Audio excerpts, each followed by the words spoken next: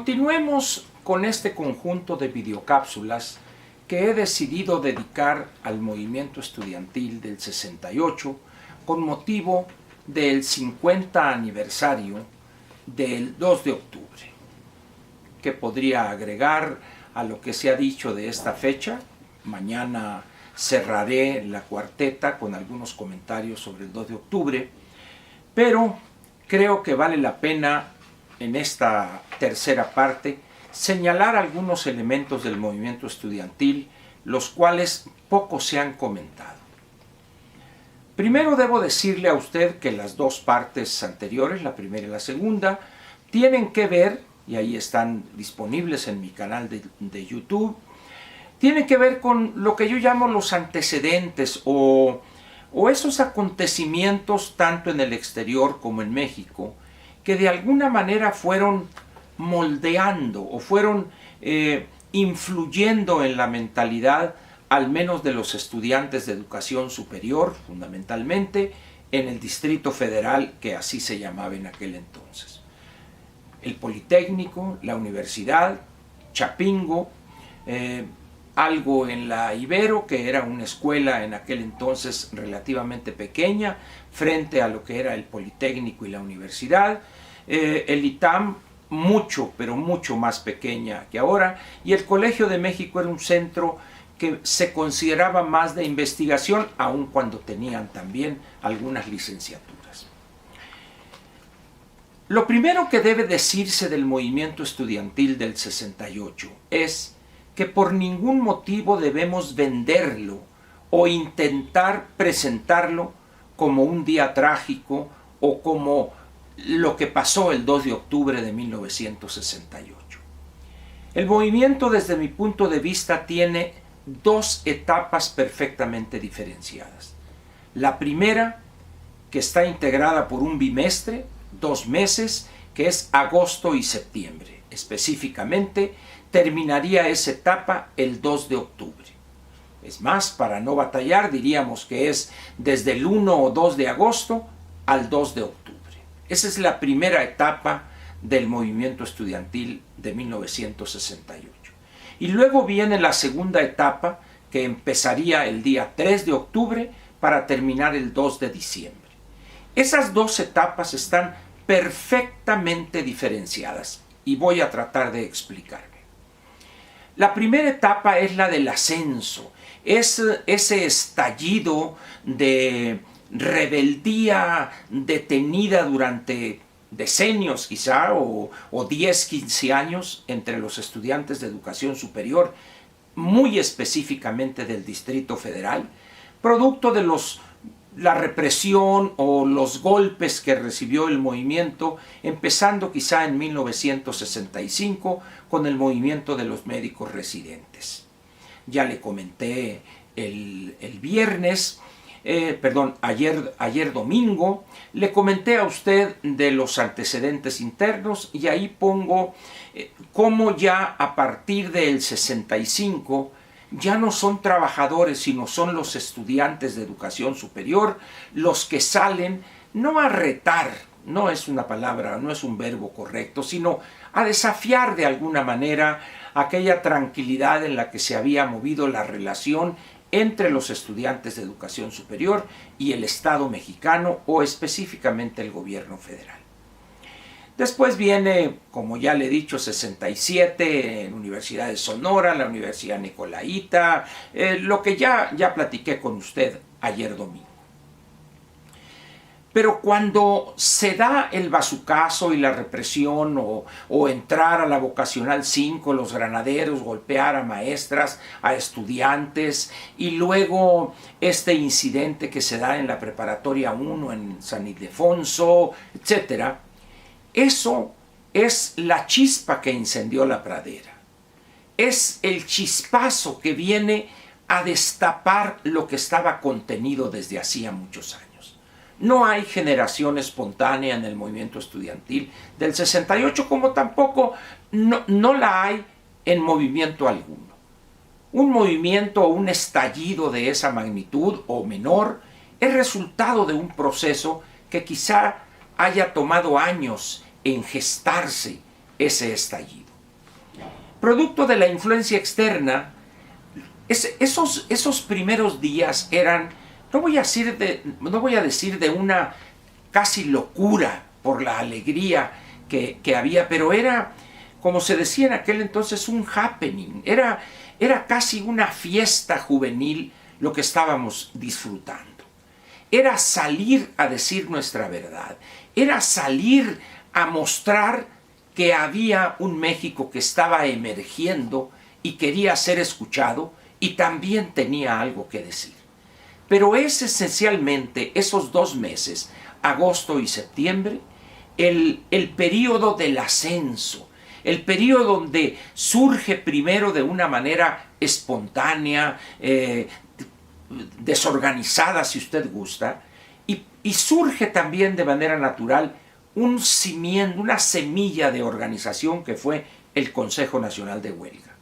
Sin embargo, lo más bello de esos 2 meses es cómo los estudiantes anónimos, sencillos, los brigadistas, hicieron el movimiento sin necesidad de que estuvieran ahí los dirigentes, entre comillas, del Consejo Nacional de Huelga.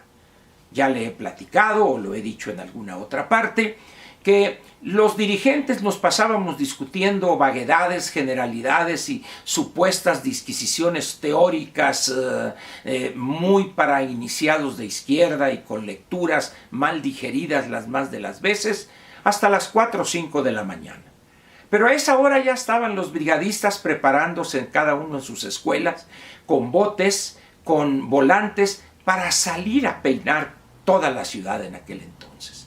Y así un día tras otro. Claro, cuando había una manifestación, se transmitían las instrucciones y esos mismos estudiantes se encargaron de mantener el orden. No necesitamos granaderos o policías que nos cuidaran. Es decir, esa etapa fue la gran revancha, vamos a decir, por las oportunidades que nos fueron negadas, por ejemplo, para llegar al Zócalo o para decir nuestra verdad. Esa manifestación del 27 de agosto es casi un orgasmo hablando políticamente. Fue un gozo increíble estar arriba de los camiones del Politécnico en el medio de la plaza y ver llegar gente. Las 8, 8:30, 9 de la noche seguía llegando gente al Zócalo. Por supuesto que no eran los 2 millones que decíamos en aquel entonces, ni con 10 segundos pisos podríamos hacerlo, pero sí habíamos llenado el Zócalo de una manera alegre, festiva, libre, completamente, voluntaria. Todavía, después de lo que pasa el 27 de agosto, y quizá le dedique un programa, una cápsula exclusiva a eso que pasó el 27 de agosto, porque se han tejido de manera irresponsable una serie de juicios que en primer lugar no tienen el menor sustento y son flagrantes y ofensivas mentiras. Eso lo voy a dejar para una cápsula separada. Después del 27 de agosto viene un poco el reflujo y volvemos otra vez a la calle. El 13 de septiembre, la manifestación silenciosa, idea de Raúl Álvarez, que fue un éxito increíble. Ahí es cuando volvemos a retar ya de una manera seria, organizada al Estado mexicano, y la respuesta no se hizo esperar. El 27 de agosto y el desalojo palideció ante lo que el Estado hizo el 18 de septiembre cuando tomó Ciudad Universitaria. Pero en Ciudad Universitaria no hubo oposición alguna. Yo recuerdo en las sesiones de Consejo Nacional de Huelga cuando los universitarios insistían una y otra vez que cambiáramos el lugar de reunión para Ciudad Universitaria porque decían que la UNAM era autónoma y ahí no iba a atreverse a entrar el ejército. Y el día que entró, ni pío dijeron, ni pío dijeron. 5 días después, el 23 de septiembre, intenta entrar toda la policía del Distrito Federal a Santo Tomás, no pudo entrar, fueron derrotados y tuvo que entrar el ejército con tanquetas. Ahí lo que le quiero a usted mostrar era las dos actitudes que coexistieron durante todo el movimiento. la actitud de los estudiantes del Politécnico, una actitud firme, valiente, de entrega, organizada, práctica, y otra, la actitud que privaba entre los universitarios. No lo estoy diciendo esto para denostar y rebajar el papel, no.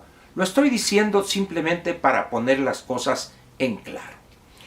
El rector encabezó una marcha de Ciudad Universitaria hasta la calle de Félix Cuevas, pero nadie se ha atrevido a decir, quizá porque es políticamente incorrecto, nadie se ha atrevido a decir que el rector formaba parte del grupo político que buscaba la presidencia, encabezado por Emilio Martínez Manatú. Había un juego político donde la universidad, por su carácter de una fuerza política, estaba metido en la sucesión. No en el Politécnico. Siempre ha sido indebidamente juzgado el Politécnico como una institución casi menor, pero en términos políticos, por supuesto. Y en el caso del rector, era una persona ligada a Martínez Manatú, a la Secretaría de la Presidencia de la República. Estamos entonces aquí en esa etapa del crecimiento del movimiento. Pero después del 23 de septiembre, la toma del casco, en ese momento, aquella estrategia del Estado de poco a poco irnos llevando, casi acorralándonos, el 25 de septiembre todavía insistimos y hacemos un pequeño mitin en Nonloalco, Tlatelolco, que así se le decía en aquel entonces. Y luego decidimos hacer otra que iba a ir de Tlatelolco al casco de Santo Tomás. Se canceló esa parte, ya estaban las cosas muy difíciles, pero en ese momento, y partiendo de la base de los días que faltaban para el inicio de los Juegos Olímpicos, es cuando aquella estrategia, aquella trampa, aquellos pasos que nosotros, vamos a poner así, por imposibilidad de detectar esas trampas, eso que nos fueron llevando, caímos ahí. Prácticamente el que conozca la Plaza de las Tres Culturas estará de acuerdo conmigo que es prácticamente una ratonera. Y ahí el objetivo, evidentemente, era de capturar a los principales integrantes del movimiento, del Consejo Nacional de Huelga. Y le doy aquí un dato para que vea usted cómo éramos esos supuestos dirigentes del 68. Ese día por la mañana, se tomó una decisión en el Consejo de que los principales dirigentes no fueran a Tlatelolco porque ya la represión era abierta. Ya. Cuando íbamos saliendo de la asamblea, y los que estaban en esa asamblea no me dejarán mentir, porque allí estaba Tirado de la Esiquie, estaba Hernández Gamundi del ESIME, estaba Gilberto Guevara de Ciencias, entre otros. No cito ni a González de Alba, porque ya falleció. Pero cuando habíamos acordado eso y ya de salida, un policía de la Federal de Seguridad, un agente de la Federal de Seguridad que estaba infiltrado en el CNH, Ajax Segura Garrido, nos detiene y dice, no compañeros, moción. Y dice, es que si no van los principales dirigentes, dice, si no van, es un desorden aquello, yo propongo que vayan. Y quiero decirle a usted algo que me da vergüenza decirlo ahorita, perdimos la discusión.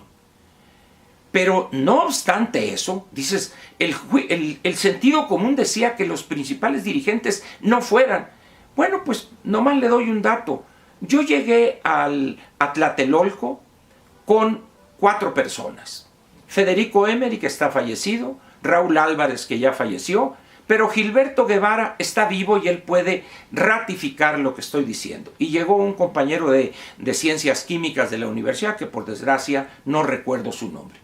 Pero los 5 llegamos ahí en un vehículo, un R8, que era propiedad del cuñado de Raúl, el novio y posteriormente esposo de su hermana, de Tania.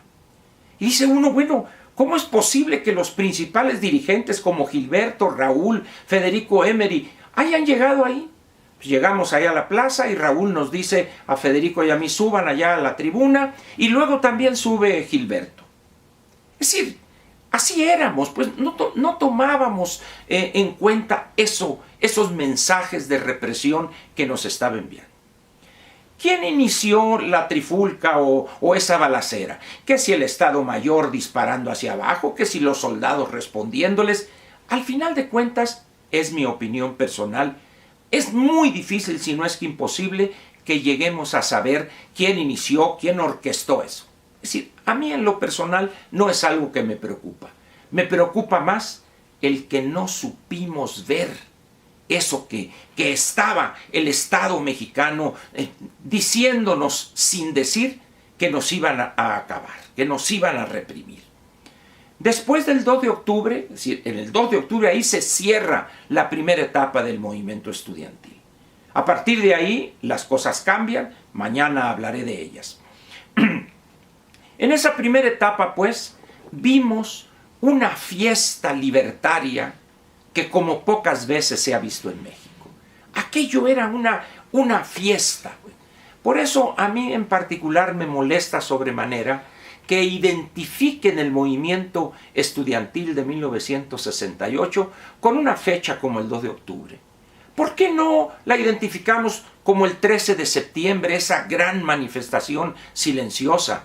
O la primera del 13 de agosto, o la segunda del 27 de agosto. ¿Por qué no escogemos esos actos de reto, de decir, aquí estamos nosotros, y nos quedamos con esa actitud de victimización, la tragedia, los 38 o 58 muertos y la matanza del 2 de octubre? Y no se malinterprete de que esté yo queriendo exonerar. ¿Quién soy yo para exonerar a Echeverría, Díaz Ordaz, al del Estado Mayor? Por favor, seamos objetivos.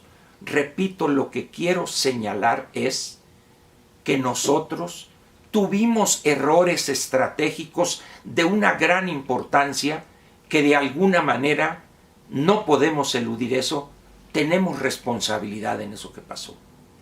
Esa es la parte. Podrían decirse muchas cosas, podría pasarme con usted horas y horas platicando aquí, pero mejor le seguimos mañana con la segunda etapa del movimiento, que fue los meses siguientes, el siguiente bimestre, que fue octubre y noviembre, para cerrar el 2 de diciembre. ¿Le parece entonces que continuemos mañana? Aquí lo espero. Gracias.